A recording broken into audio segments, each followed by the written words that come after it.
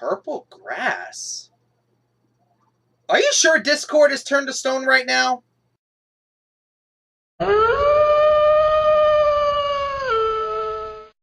Hello everyone, I'm Keen47, aka Wolfkeen, and welcome to another edition of My Little Pony Vlogs for Season 2. Today, I'm talking about Dragon Quest, written by Meriwether Williams.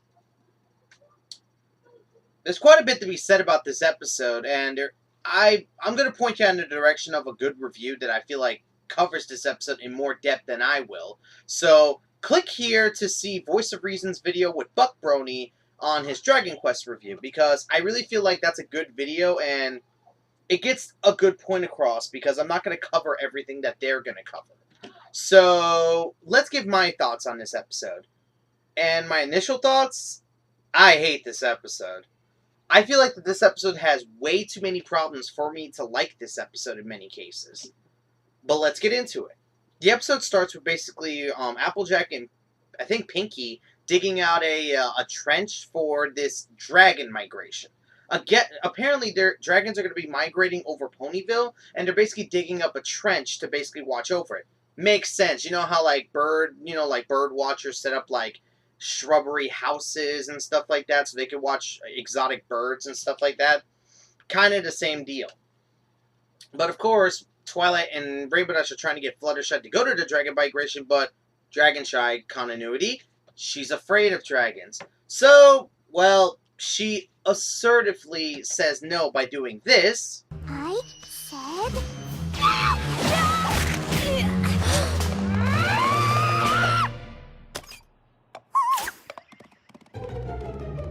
I know someone's about to say, oh, Fluttershy's acting out of character again. Not really. I do not believe that. To be honest, I mean, seriously, did you not see what they were doing at the beginning of the episode? They were trying to force her out of her home to do something that she doesn't want to do. I'd probably do the same thing. So we move into the episode, and basically they're waiting for the dragons. They thought they arrived too late, but they're actually too early. And then we see Rarity, who basically... Just look at the scene, guys. Well, what do you think? Am I the toast of the trench or what?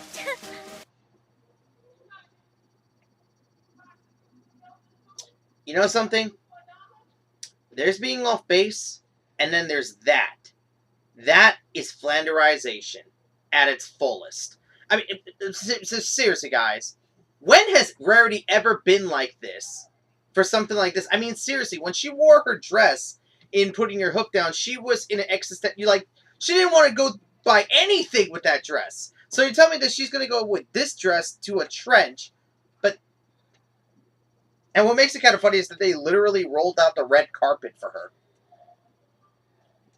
So, of course, they watch the dragon migration, and they begin to make comments about the dragons, about their power, their ferocity, and other stuff like that.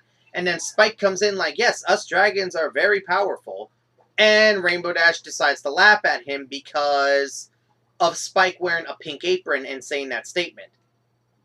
Yeah, you kind of walked into that one, Spike. I'm sorry to say, but you really did walk into that one. But then it goes a little further when when Spike says, what? That's one tough stain to clean off with an apron like this. And Rainbow Dash says this line, one tough stain for one lame dragon.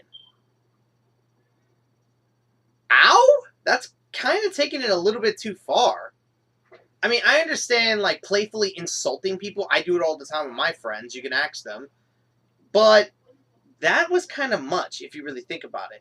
But, of course, Rarity comes to his defense, but in a bit of a condescending way. I mean, at this point, Rarity knows Spike has a crush on her, and she's acting like more of a mother than anything else. But whatever, I'm not going to get into that. But then everybody starts saying that he's not like other dragons. So basically, he even says, like, oh, wait, I'm not like other dragons? Pinkie Pie says, not even close. And then Applejack drops a line that makes me go, like, but why would you want to? Not even going to touch that line. So after all of this, Spike gets upset and leaves the trench angrily. That next night, he ends up having, like, an existential crisis trying to figure out who he is. Like, asking, who is he? Where is he? Where is he from? Like, and of course, Twilight keeps telling Spike that she doesn't know. She got Spike when he was an egg. And Spike ends up going into an existential crisis where he actually is in the fetal position on the floor. So Twilight decides to help Spike try to figure out some clues about the dragons. This is one of the admittedly good scenes of the episode because Twilight's showing some dedication to help Spike, and not to mention, Spike's inner conflict with himself. So they search all night for books on dragons, and they find nothing. Really? You know about dragon migration habits, but you don't have a book about dragons themselves? So Spike decides, since they can't get any information, he's going to join the dragon migration. And this is after he tells Rainbow Dash and Rarity and Twilight this. Now, Voice of Reason did say this in his video, and I'll say it as well. All three of them give out a different, reaction to this. Rainbow Dash plays, the older brother. She knows why Spike wants to do this, but does not want him to go through the consequences of doing this. Pretty much the same thing as Calamity with Little Pip, where Calamity understands some of the stuff Little Pip wants to do, but is against it some of the time. There have been instances where Calamity has disagreed or gone against Little Pip's actions. Rarity takes the supportive mother approach, where, the overbearing mother, where she doesn't want anything to happen to him, and, is treating him like a child.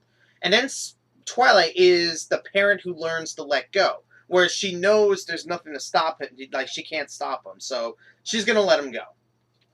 So Twilight decides to let Spike go, but of course they're gonna be following close behind him. Now here's the problem I have with this episode right here that Voice of Reason even brings up. It's predictable. Think about it, guys. We've heard this story before. Because let me say it, a character trying to find out who they are and get more information with their friends, see, pretty much this is a predictable story. We know Spike's not going to choose the dragons, he's going to choose the pony friends.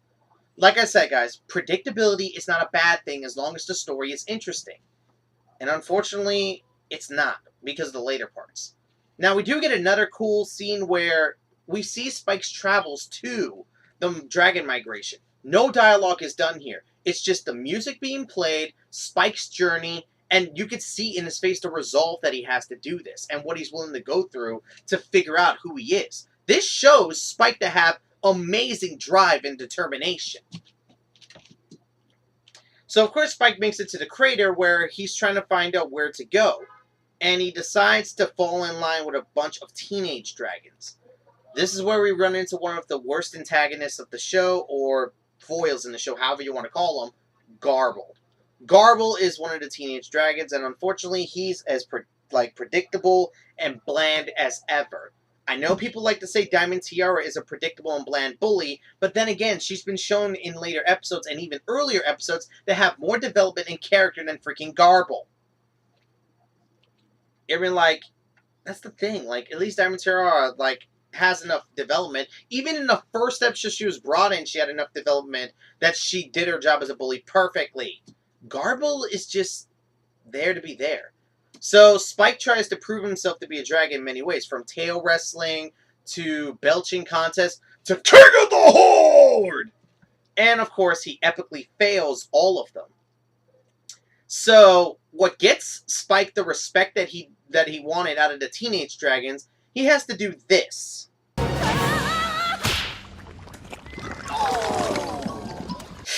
Oh my god! Holy crap! I mean, I think we've all belly flopped once or twice in our life, but... And I know people are about to say, let me say this. What's worse? Belly flopping or belly flopping into lava? I know someone's about to say, oh, dragons are fireproof. Lava is thicker than water. So think about it. If it hurts the belly flop in the water, think about how much it must hurt the belly flop in the lava. I mean, seriously, he sunk like if he was in quicksand or something like that when he hit it. Ow! But it's that one scene that gets him the respect of the teenage dragons, and they do a little ceremony. Teenagers, they have these kind of weird ceremonies. So, teenagers have these weird handshakes where they do all that. So they do a bit of crystal binge eating, and then Spike drops this line where he says the way he's feeling, he might stay here forever. Really? You're not going to go back to Twilight, Rarity, and Rainbow Dash to let them know that you're going to hang around here a little bit longer? Look, I know the remaining 3 are there, but Spike doesn't know that.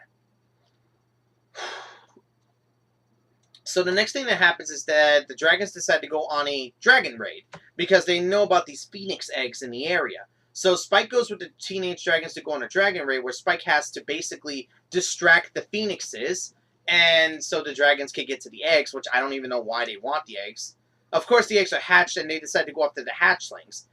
And these guys are so terrible that they couldn't even keep up with hatchlings, and they end up crashing into a tree, which... They got away! I hate that! Repeat that for me? They got away! I hate that!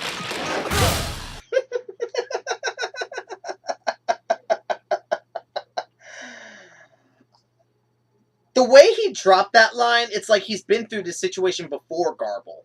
I think this is like the only development Garble gets in this episode, because that line, the way it's said, it's like he's been through this situation more than once before. And not to mention that line is something that you would hear in a cheesy B movie. So what happens is that Spike finds a lone phoenix egg, and the dragons are happy about this, and then they tell Spike to freaking smash the thing! What the f***? They're telling Spike to take a life! You know, for kids! But of course, Spike refuses. He refuses to smash the phoenix egg because of himself being an egg. Like, he wouldn't like it to be done to him, so why should he do it to the phoenix? That's exactly the kind of idea that, that he went for. I understand this idea of, don't do to others what you wouldn't want to be done to yourself. So, of course, Spike refuses, and Garble wants to beat him up. But then, of course, Rarity, Rainbow Dash, and Twilight come in to defend Spike. And it looks like we're about to have, like, some kind of battle in this area. But then again, considering how incompetent these teenage dragons are, I'm pretty sure that they would win. Especially considering how OP Twilight is, if you really think about it. So, what happens? Run away! What?! Are you kidding?! You had a great setup for a good battle against these dragons.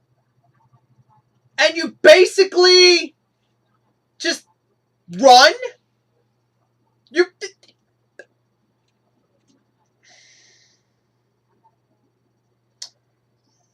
I'm going to leave it alone. So Twilight is able to teleport them out of there, and Spike pretty much gives the moral after saying, like, being with the dragons was one thing, but being with them is his real family. And of course he gives the moral, like, who he was is not the same as, like, what he is not the same as who he is. Voice of Reason says that this moral is forced. I'm half and half. I'm not agreeing on Voice on it being forced, but I'm not disagreeing with Voice on it being forced either. I am half and half on the moral. And pretty much we see the baby Phoenix hatch, and Spike calls it, I think, Pee-wee? Whatever. And that's Dragon Quest. Still a very, very bad episode. Nearly everything in this episode has flaws. It's forced, this episode, at least in its plot. The plot is predictable and has no interesting elements behind it. Garble is a terrible antagonist that has little to no development. And honestly, this story kind of suffers on the fact that it's nothing interesting. Here's the problem with this thing. It has a great backdrop. This episode has a great backdrop, but it has a poor execution. Have you ever heard of that, where you have great concept, poor execution? That's what Dragon Quest is. It had a great concept, but a very poor execution, at least in my eyes. I know Buck Brony likes this episode, and hey, if he likes it, that's cool for him, because I ain't going to hate you for it. So yeah, Dragon Quest, I really don't like this episode. It's definitely going to end up in my top 5 least favorites. But this is a guilty pleasure episode.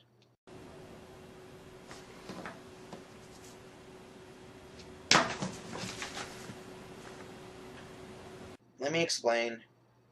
The reason why this episode is a guilty pleasure is because I find this episode funny in some aspects, And there are a couple of good things in this episode. Not to mention, some of the bad things about this episode, I can find stuff to riff about. Like, there's plenty of things to riff about, especially in the bad stuff in Dragon Quest. So, I actually have more fun riffing on this episode than I do watching this episode. So, yeah, this episode is a guilty pleasure of mine, which is, I think, the second or third guilty pleasure episode I've done so far. I gotta do a list of guilty pleasure episodes later down the line, but I digress. So anyways, guys, I hope you enjoyed this video. I hope you enjoyed this edition of my My Little Pony Vlogs for Season 2. I'm Keenan47, aka Wolfkeen. Hope you enjoyed, and until next time, guys, take care.